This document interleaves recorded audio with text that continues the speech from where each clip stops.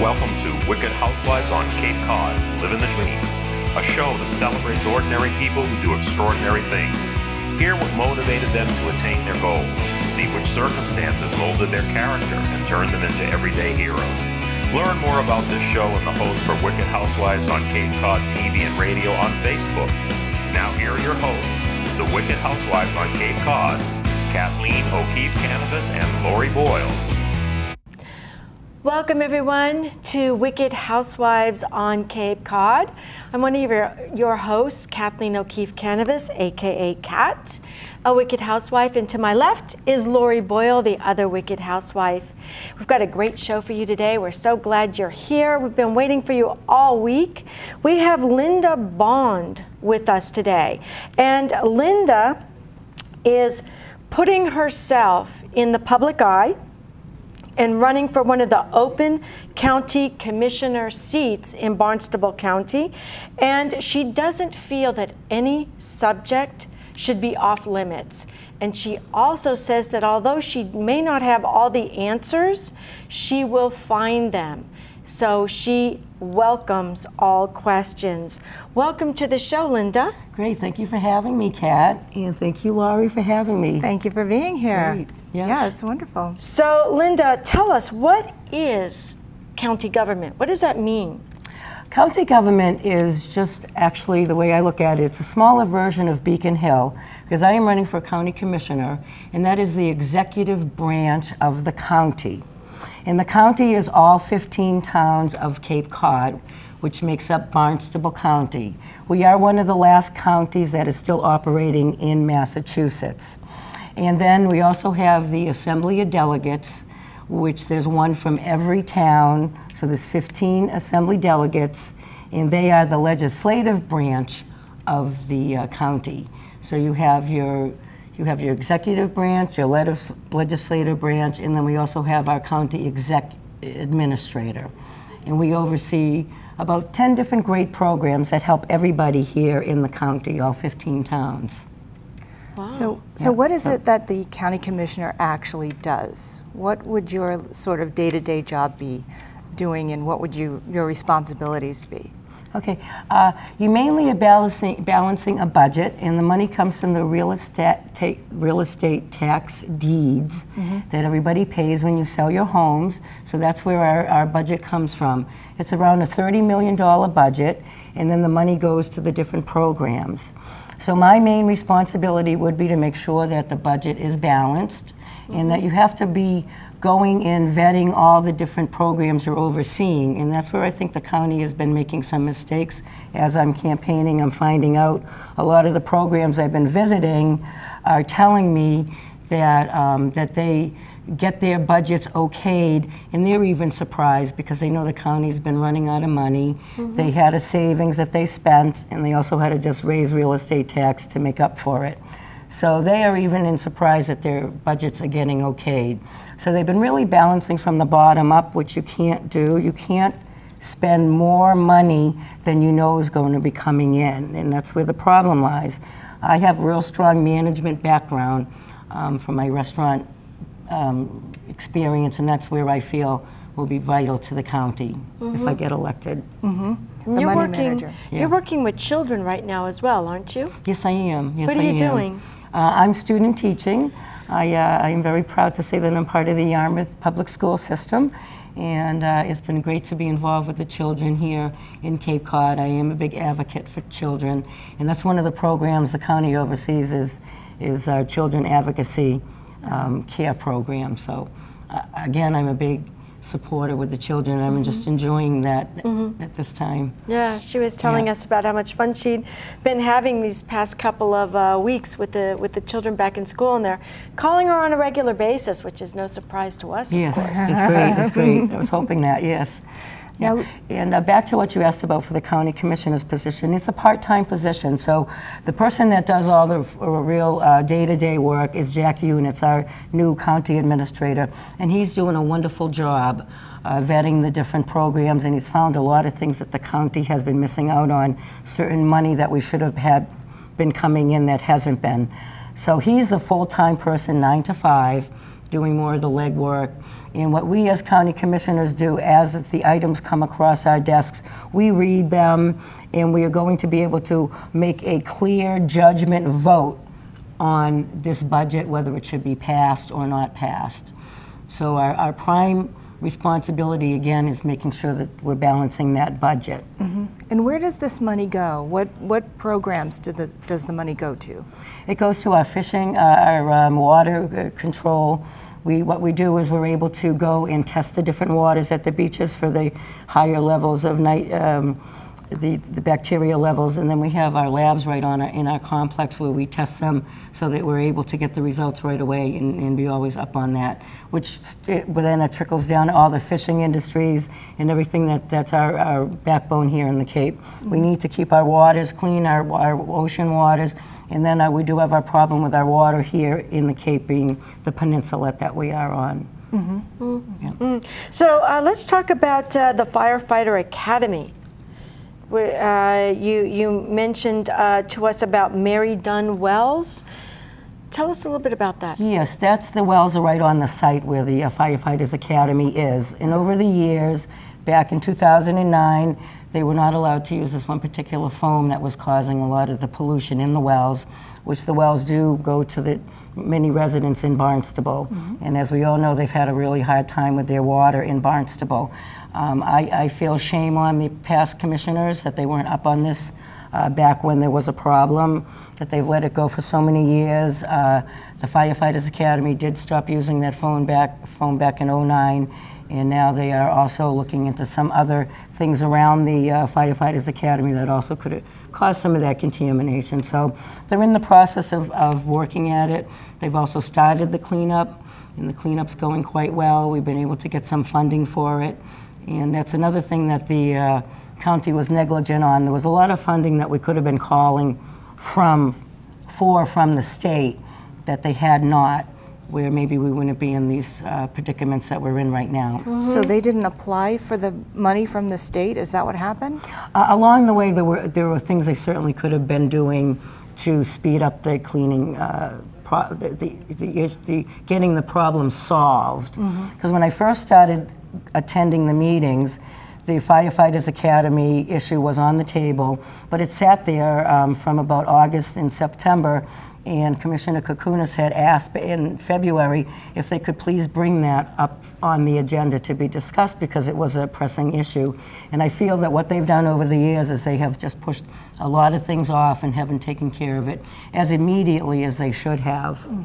So that's where I think the problem lies, that they just haven't followed through. But you're saying also that there was money available to take care of that. There was. As well. There was. They had some savings, rainy day savings.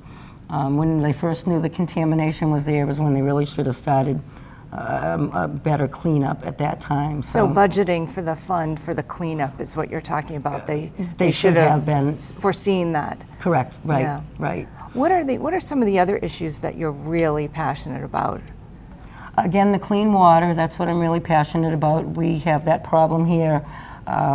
And I know that we are going with some good innovative ideas, and those are the things that I kind of like to get behind. Again, we have Jack Units, our administrator, going in every direction for the county, and he's been great. With the Susan Bump has come in and did the audit, so we found a lot of things, like I said, that we're missing, and that we'll be able to concentrate on cleaning up our waters everywhere. Well, it sounds like the Cape is a very sensitive area, and it sounds like funds are now necessary to fix things that shouldn't have even happened in the first place. Yes, correct. And so we really need someone like you who is aware of these sensitive issues and can make sure that nothing else like this happens. We need to keep up on it, not chase after it, trying to fix it, you know. Be aware of what it is your car is capable of doing and not capable of doing it, versus constantly having to fix it because it's been abused. And I think that might be some of what we're seeing on the Cape. Some areas have been abused, Yes. and it takes people like you to make sure that doesn't happen anymore. And really forgotten about. You know, I'm the Right. kind of manager, when I was a restaurant manager, and anybody out there that runs a restaurant knows how hard that business is. I've always said everybody needs to work a day in the business to really understand what it takes to put that, to get your food out of the kitchen. And so I was the kind of manager that when there was a problem, you have to be able to take that problem and correct it and move on and continue your business smoothly. And so that's the kind of management I'd like to bring to the county. I want to be up on all the problems. I was very disappointed. As I said, I visited a lot of the directors of the programs we oversee. Like the 4-H program's a really good program. It helps the children outside of the schools, because nowadays the teachers have so much on their plate with the curriculum. And the 4-H adds a lot to the children to become more social, to be able to go out into the public. They do a lot of public speaking, and it really gives the children more rounded values as they grow up. And that was one of the programs that we oversee. And again, a few of the directors that I've been visiting have told me I was the first county commissioner to come in their office and actually sit down and say to them, you know, what do you do? Tell me about your program. And one of the women had been there for 41 years, so, you know, nobody had taken the time, but they are balancing their budget and giving them money for their program. So I'm going to be a real hands-on commissioner. I'm going to be really involved with the programs that we do oversee. We have a lot of human resource programs that helping seniors and in the housing, and it really is wonderful when you see all the programs that the county overseas, and I feel that it's a value to all of us here in the Cape. Well, I'm glad I'm hearing that you're going to take a hands-on approach, because I think a lot of the criticism of government is, why don't we have enough money? We're paying our taxes, the money seems to be there, where does it go? You know, nobody seems to really be able to answer that question, and here you are answering that question, and knowing specifically where that money is going. It is disheartening. The few things I've seen already where the money's gone, and when I see what the money paid for, it just doesn't add up. I think it's just been a lot of wasteful spending, and I am a conservative. I mean, I don't run my household like that, and I don't think anybody else out there would ever do that in your own household. So that's the kind of thing I want to bring to the county, is, you know, just what we do in our own homes. And I am a blue-collar worker. I house clean, and I work hard for my money. I've been cleaning houses all during this very hot summer we just had. And any of you out there that worked as hard as me in that heat, God bless you, because it was hot. And again, you know, we need to really pull in the reins of people that just are spending that tax money wastefully. And like you said, you know, we have a lot of issues in the Cape that need to be taken care of, that could have over all these years. And we need a proactive approach, and I think people in government who are elected officials often take a short-term approach, because their term is only going to be for a couple years, and they don't say, well, what about 10 years down the road? What about 15? How are we going to preserve Cape Cod for the children that live here now, who are going to be living here, you know, years from now? So I think it's really important, especially with our wastewater and the problems that we're having with that as well. Yes, and we do have to get more innovative and to keep our younger, the children here growing up, because a lot of them have moved off Cape, and we really want to, you know, make it, like you just said, the water quality, you know, our housing. We need to make sure there's affordable housing. When I listen to a lot of the real estate shows on TV, I see that, you know, there are some housing out there that I think some of these families could afford. So they have to just keep kind of plugging away at it. You know, we have our other homeless situation where it combines it with the opiate problem. And I do have to say kudos and everything to Jim Cummings and our sheriff, everybody that's doing a great job down there. They really have a nice program together. And these are the kind of things that I really would like to pair up with all of these people that have put some great programs in place and make sure they keep going. And they're here for all of us and all of our benefit. Yeah, I think that, you know, downtown Hyannis is really becoming a problem. It's a little bit scary, and I know some of even the shop owners are starting to close their doors and lock them and wait until the customers come, and then they'll go over and open the door. I've seen that a lot. Yeah. And you know, that's a big change from what Cape Cod used to be. Yes, yeah, yes. So what are your thoughts on that problem? I mean, that's very concerning to me because I speak to a lot of those store owners down there, and one of them said that to me, that somebody had come in and she feels bad for the person that's homeless, like we all do. And the person said to her, she said, well, I'm not really open, I'm just, you know, going to do some paperwork. And he said, oh, you could go in the back room, don't worry, I won't steal anything. You know, and it puts her in a very uncomfortable situation, you know. It's like, again, she felt bad for this man, but then we have to think about her and her safety and everybody else's safety.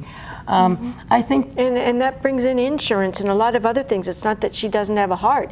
It's that, you know, there are some things that you just don't do, you know, no matter what your heart is saying. But, you know, before we get into the homeless, I just want to bring one other thing up, the real estate taxes. I had a lot of workmen at my house this summer working on this and that and the other thing, and they all said something that I found very disconcerting, that they have been on the Cape for many generations, not years, generations, and they must sell their homes and move because they can't afford the rising taxes.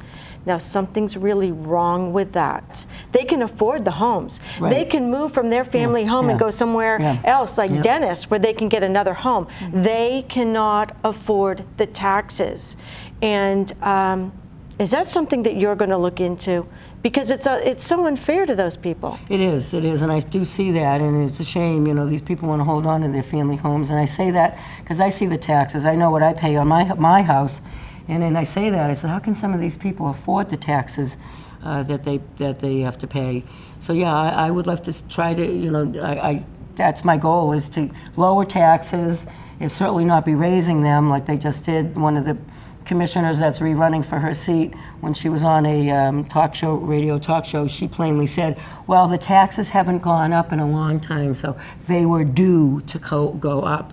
You know, that to me is not acceptable. That's not the kind of approach that any of us want to take. Like you said, we're paying taxes and taxes and taxes. It would be one thing if we paid taxes and we got to see some results with our taxes. I'd be okay with that. But when we're not seeing it and we're seeing families that, you know, may just say, I have to move out and change my whole life because I can't afford that tax. And the other thing, as not door knocking, I'm seeing a lot of senior citizens have been telling me, you know, they're very afraid that they're going to outlive their funds.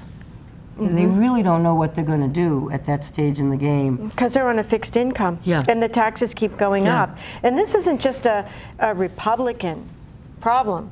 This is a Cape Cod problem. Democrat, Republican, Independent, no matter what.